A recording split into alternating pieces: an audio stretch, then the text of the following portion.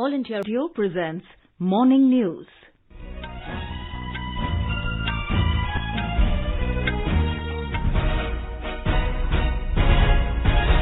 Good morning. I am Sarabjit Kaur and with me is Sunil Verma.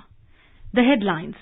Prime Minister Narendra Modi to dedicate to nation 750 megawatt solar project at Rewa in Madhya Pradesh today.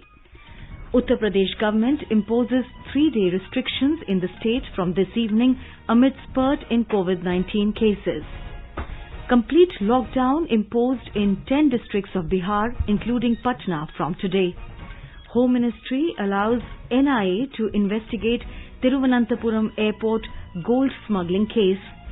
ICSE and ISC exam results for class 10th and 12th to be announced at 3 p.m. today. And Asia Cup cricket tournament postponed till June next year.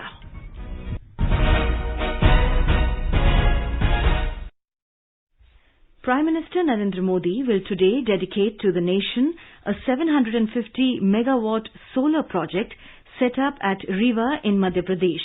The Rewa project will reduce carbon emission equivalent to about 15 lakh ton of CO2 per year. Prime Minister Modi will dedicate the solar project to the nation virtually at 11 a.m. Madhya Pradesh Governor Anandiben Patel and Chief Minister Shivraj Singh Chauhan will take part in the program through video conference. Union Minister R.K. Singh will also take part in the program.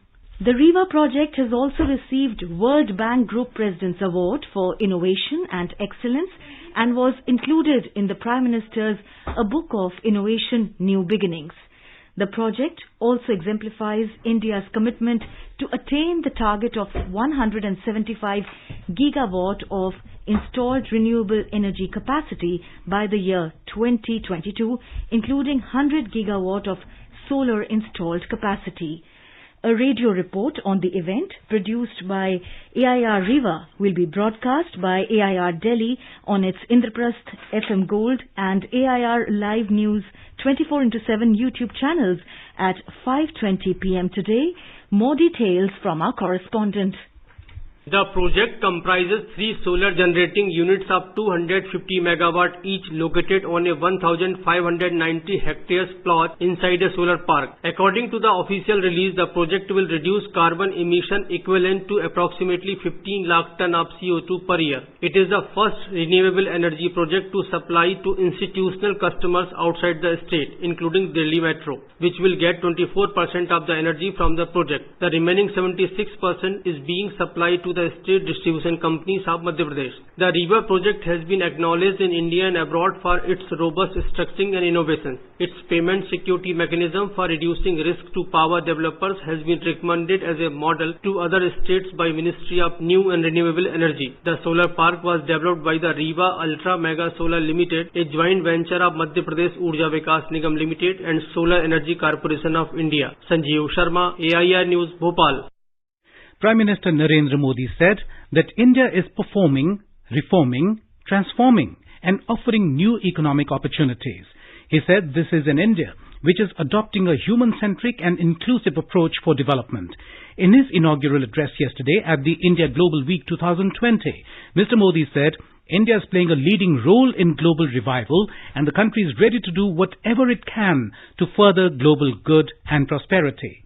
On one hand, India is fighting a strong battle against the global pandemic. With an increased focus on people's health, we are equally focused on the health of the economy. When India talks of revival, it is revival with care, revival with compassion, revival which is sustainable both for the environment and the economy. We in India belong to the culture where Mother Nature is worshipped by everyone. It is believed in India that the earth is our mother and we are her children.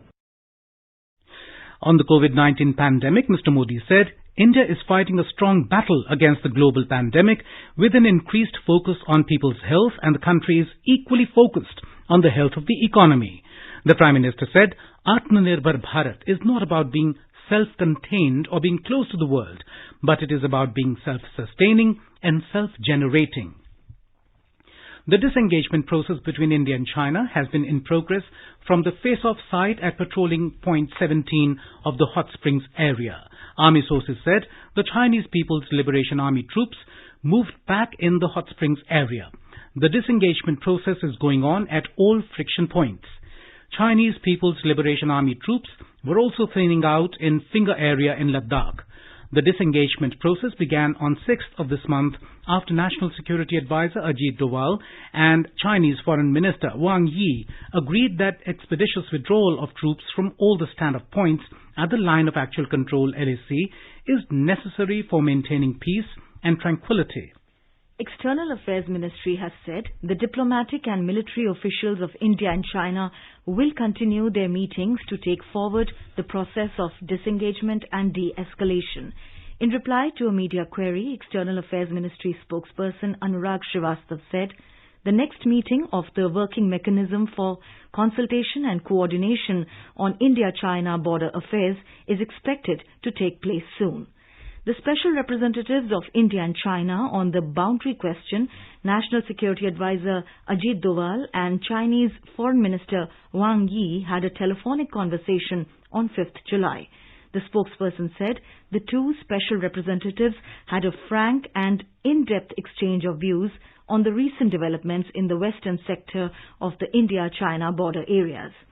During the conversation, the NSA conveyed categorically India's position on the recent developments along the line of actual control, including in the Galwan Valley area. Mr. Doval emphasized in this context that the Indian troops had always taken a very responsible approach towards border management and at the same time were deeply committed to ensuring India's sovereignty and security. India has expressed concern over the possibility that F1 visa students attending online-only classes in the US may lead to the return of a large number of Indian students studying there. In reply to a media query, External Affairs Ministry spokesperson Anurag Srivastava said India has conveyed the concern to the US side. He said the matter was raised by Foreign Secretary with his counterpart during Foreign Office consultations. He said India has urged the US that there is a need to keep in mind the role that educational exchanges and people-to-people relations have played in development of Indo-US relations. He said the US has noted the concerns. Replying to a query on opening of Kartarpur corridor, Mr. Srivastava said there is an agreement on Kartarpur Sahib and India and Pakistan are currently consulting various stakeholders in this regard. The 15th meeting of the India-European Union Summit will be held in virtual mode on 15th of July. The summit will be co-chaired by Prime Minister Narendra Modi, President of European Council Charles Michel and President of European Commission Ursula von der Leyen. Briefing media virtually last evening, External Affairs Ministry spokesperson Anurag Srivastava said the summit will review India-EU cooperation covering political and security relations, trade and investment, and economic cooperation. He said the summit is also expected to discuss developments around the COVID-19 pandemic and contemporary global matters of interest to both sides. The 14th India-EU Summit was held on 6th October 2017 in New Delhi. Civil Aviation Ministry has said India and the UAE have allowed their airlines to carry people authorized to travel between the two countries. According to the arrangement, charter flights operated by UAE carriers to bring Indian citizens from UAE will be allowed to carry ICA-approved UAE residents on their return leg. Indian carriers operating repatriation flights to bring Indian citizens from UAE to India will be allowed to carry the ICA-approved UAE residents on the outward journey from India to UAE. On the India to UAE journey, these flights will carry only those passengers who are destined for the UAE. ICSE and ISC exam results for students of class 10th and 12th will be announced at 3 p.m. today. The results will be uploaded on the website of the Council for the Indian School Certificate Examination. Students will be able to view their result by logging on to cisce.org and results.cisce.org. Results will also be available through SMS, for which detail has been posted on the websites. A press release said affiliated schools can access results by logging into the careers portal using principal's login ID and password. Government has rejected a note circulating in media which claims that CBSE has released result dates for board examinations and also lists 3 websites to view the results. In a tweet, Press Information Bureau has termed it as fake.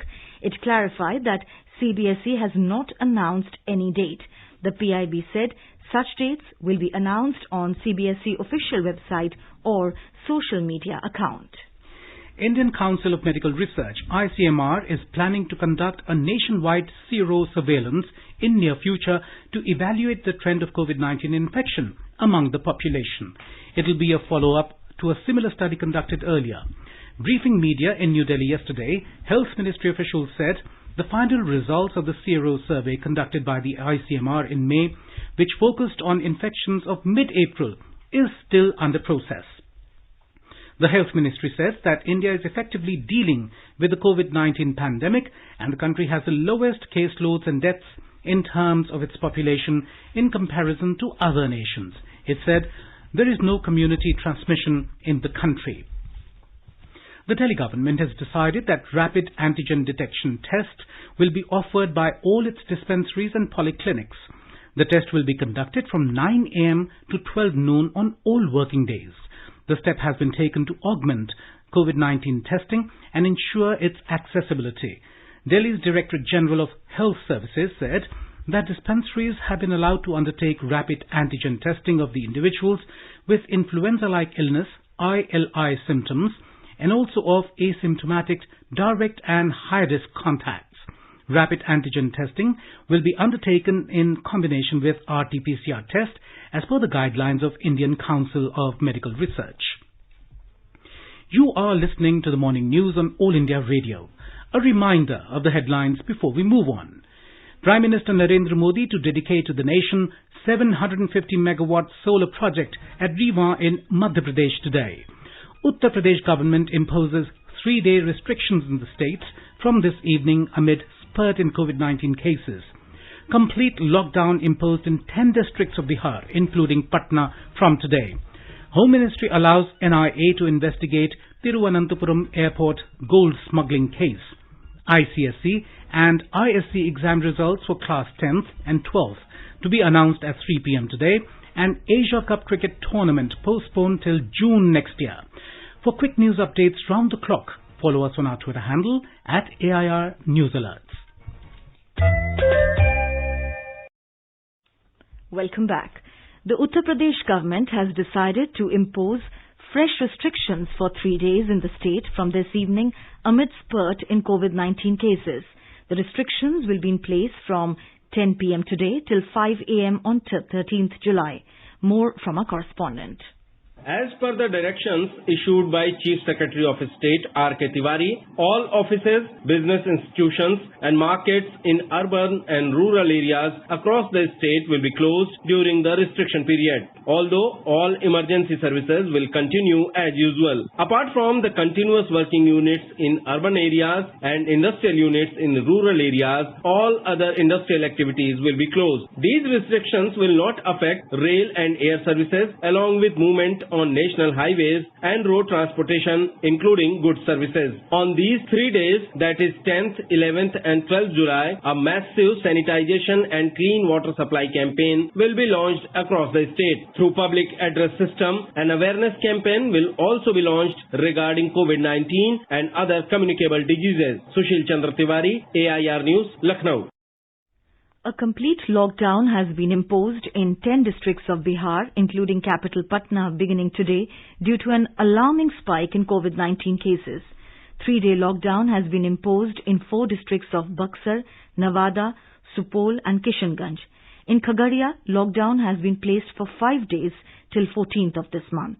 In Patna, Munger, Madhepura, Kaimur and Purnia districts, lockdown will continue till 16th of this month. The state government has also ordered a complete lockdown in districts of Begusarai, Nalanda and Vaishali for 6 days starting tomorrow. During the lockdown, government offices, public corporations, all private and commercial establishments will remain closed. However, ration shops, dairy, vegetables and meat shops will be open between 6 a.m. and 10 a.m. and from 4 p.m. to 7 p.m. All places of worship and religious gatherings will be closed. All kinds of e-commerce and home delivery will be allowed. Public transport service will be allowed and private vehicles will be limited to essential works only. Train and flight services have been allowed. Wearing of mask has been made mandatory for everyone. 14 days home quarantine has been made necessary for all the rail passengers. With KK Lal's report, Tanvi Kurana, AIR News. In West Bengal, fresh lockdown has been imposed for 7 days in containment zones of the state. The restrictions were imposed last afternoon following the rapid increase in COVID-19 cases in the state. Here is a report. West Bengal recorded highest numbers of 1,088 COVID cases in last 24 hours. With this, total number of infected patients have reached to nearly 26,000. 27 persons died in a single day so far, taking the total number of deaths to 854. Strict police vigil has been kept at containment zones in the state. Microphones are being used by the police requesting people for strict compliance of lockdown and mandatory use of masks. Arijit Chakraborty, AIR News, Kolkata. A 5-member central team delegated to study the COVID-19 pandemic situation in Tamil Nadu is scheduled to meet Chief Minister Edapadi's Palaniswamy today. The team is being led by Union Health Ministry Additional Secretary Aarti Ahuja. It made an on-the-spot study of several COVID-19 containment efforts in Chennai yesterday. Meanwhile, the total tally of COVID-19 cases in Tamil Nadu has crossed 1,26,000 after 4,231 people were tested positive for the disease yesterday. Our correspondent has filed this report. The members of the central team met the Tamil Nadu Health Minister Dr. C. Vijay Bhaskar and senior officials in Chennai yesterday. They were briefed about the methodologies being followed in the clinical management of COVID-19 in the state and the preventive measures being undertaken. Later, the team members visited the government Rajiv Gandhi General Hospital in the state capital and inspected the fever camps being held in various parts of the city. They wind up their visit today with their meeting with the Chief Minister. Jai Singh, AIR News, Chennai. Karnataka reported 2,228 new COVID-19 cases during the last 24 hours, taking the overall tally in the state to 31,105. 957 individuals were discharged from the hospital during the last 24 hours after getting recovered. With this, the total number of people cured so far in the state stands at 12,833. 17 patients succumbed to the disease yesterday, taking the death toll in the state due to COVID-19 to 486. More from our Bengaluru correspondent.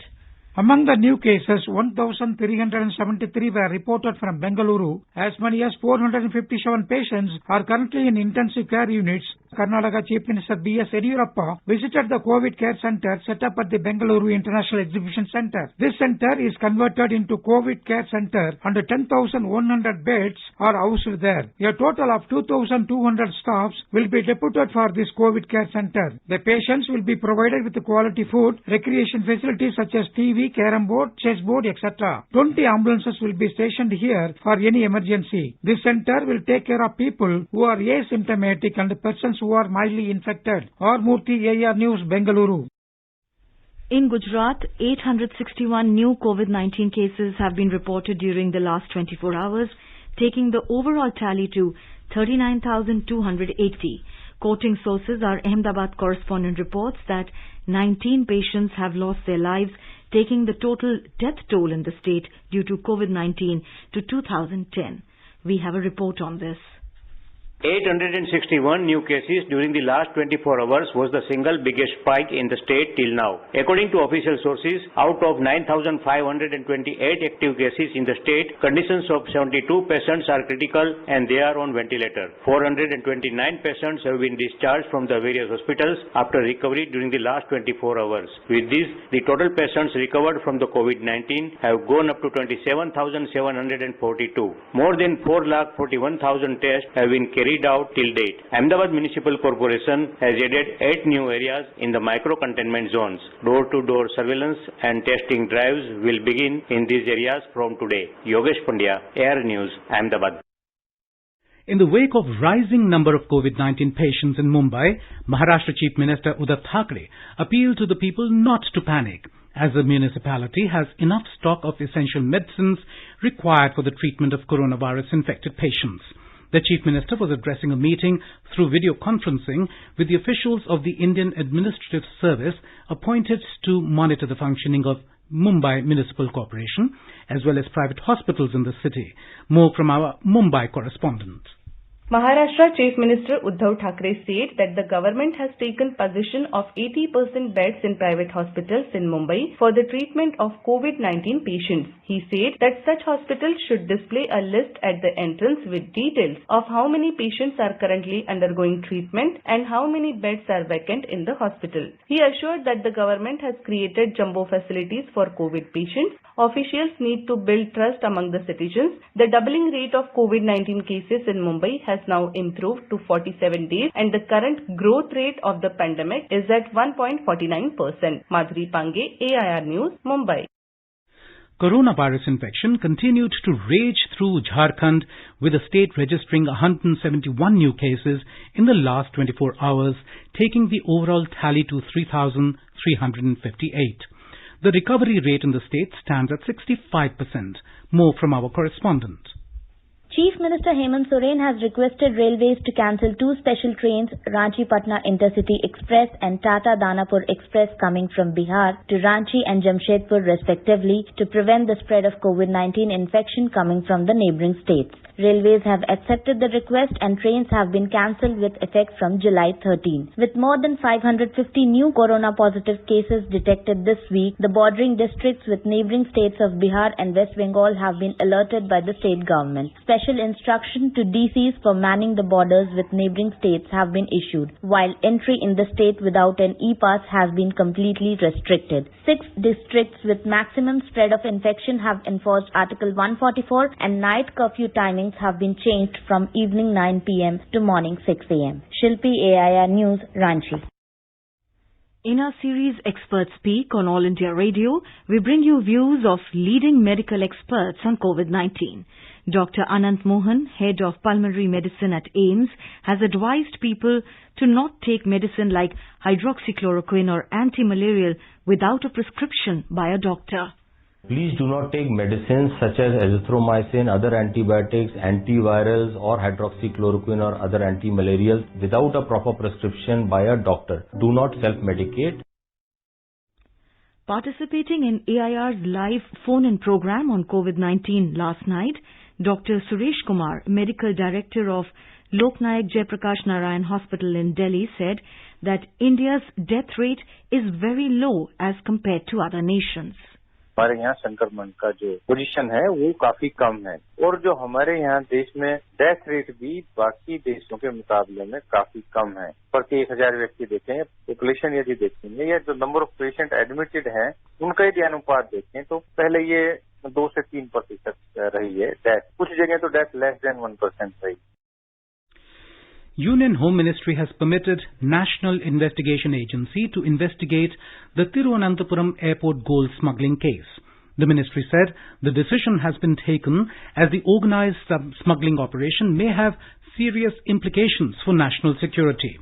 It came a day after Kerala Chief Minister Pinarayi Vijayan wrote a letter to Prime Minister Narendra Modi seeking an effective investigation into the seizure of gold worth crores of rupees from a diplomatic baggage at the airport in the state capital. The gold, weighing over 30 kilograms, was seized from the diplomatic baggage that had landed by air cargo at Kerala's Thiruvananthapuram International Airport recently from the Gulf. News just in.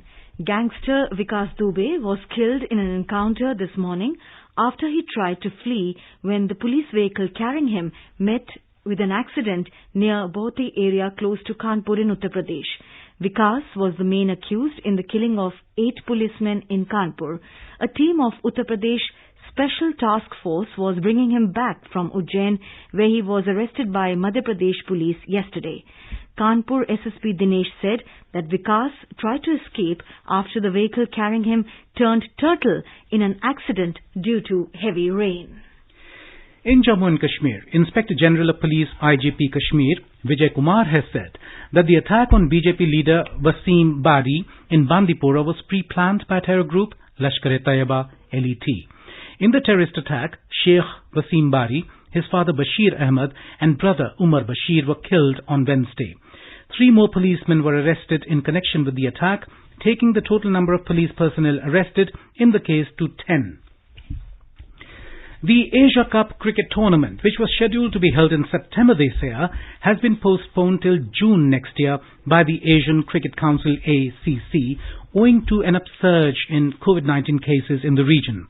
The Asian Cricket Council tweeted that after careful consideration and evaluating the impact of COVID-19 pandemic, the executive board of the ACC decided to postpone the Asia Cup tournament.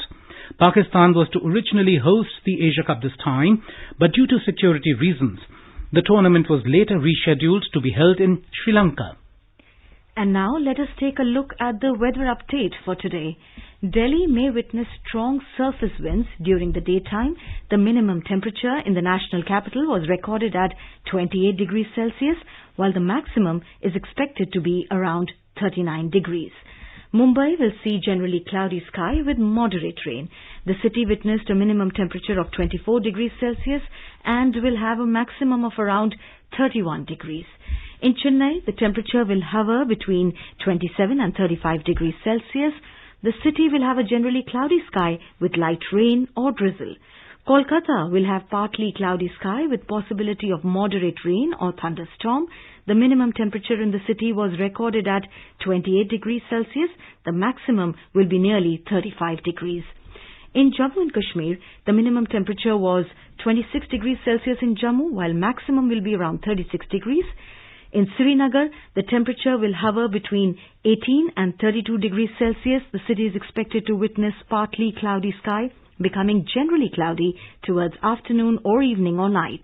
In Gilgit, the minimum temperature was recorded at 20 degrees Celsius, while the maximum will be around 36 degrees, and the sky will be partly cloudy with 1 or 2 spells of rain or thunder showers.